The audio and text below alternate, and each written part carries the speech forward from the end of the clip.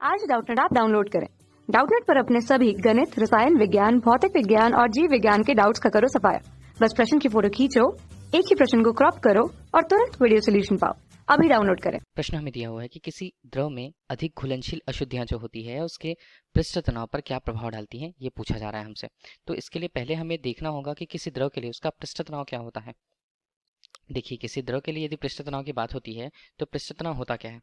हम ये जानते हैं कि कोई भी द्रव है, द्रव में जो उनके अणु होते हैं वो आपस में किस बंध द्वारा जुड़े होते हैं, किस बल के द्वारा जुड़े होते हैं, उसे हम बोलते हैं ससंजक बल। ससंजक बल क्या होता है? एक ही पदार्थ के अणुओं के मध्य लगने वाला आकर्षण बल होता है, उसे ही हम ससंजक बल कहते हैं। अब किसी द्रव के अणु हैं, उनमें ससंजक बल होते हैं, तो ससंजक बल जो लगता है वो क्या करता है, चित्र द्वारा हम समझ सकते हैं। मान लीजिए ये द्रव का एक तरल यहाँ पर कहीं किसी तल पर रखा हुआ है। किसी तल पर रखा हुआ है, हम ये मान के चलते हैं कि द्रव के जो अणु होते हैं, मतलब बहुत सारे छोटे छोटे कण जो होते हैं, ठीक है, उनके परमाणुओं को यदि लिया जाए तो उनके मध्य प्रबल आकर्षण बल लगता होता है, एक ही पदार्थ के अणुओं के मध्य। इस प्रकार से जो परस्पर आकर्षण बल लगते हैं वो एक अन्योन्य क्रिया होती है।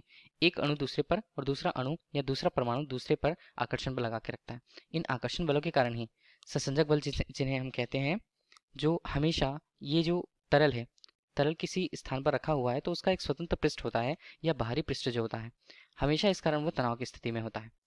जो पृष्ठ होता है यदि वह तनाव की स्थिति में है और अंदर में जो उसके कण मौजूद हैं वो क्या करते हैं, एक तरह से रबर की तनी हुई झिल्ली की तरह कार्य करते हैं।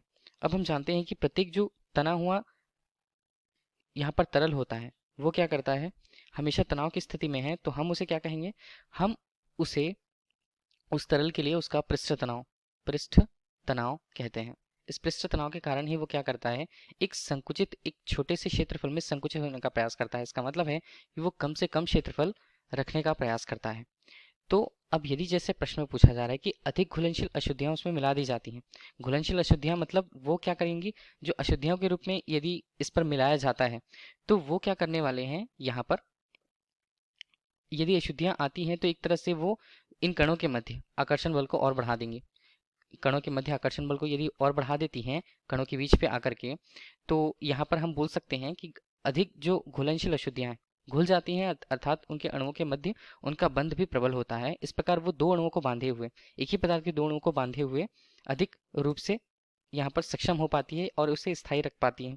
इसी स्थायित्व के कारण क्या होता है, अगर कण आपस में है, पास पास हैं, तो उसके लिए पृष्ठ तनाव का जो मान होता है, पृष्ठ तनाव का मान वो काफी ज्यादा बढ़ जाता है। तो हमारे लिए इस प्रश्न का वही उत्तर होगा कि पृष्ठ तनाव का क्या महत्व होगा यहाँ पर, या क्या प्रभाव उस पर पड़ेगा कि द्रव में यदि घुलनशील अशुद्धियां मिला दी जाती है तो उसका पृष्ठ तनाव यहाँ पर बढ़ जाता है।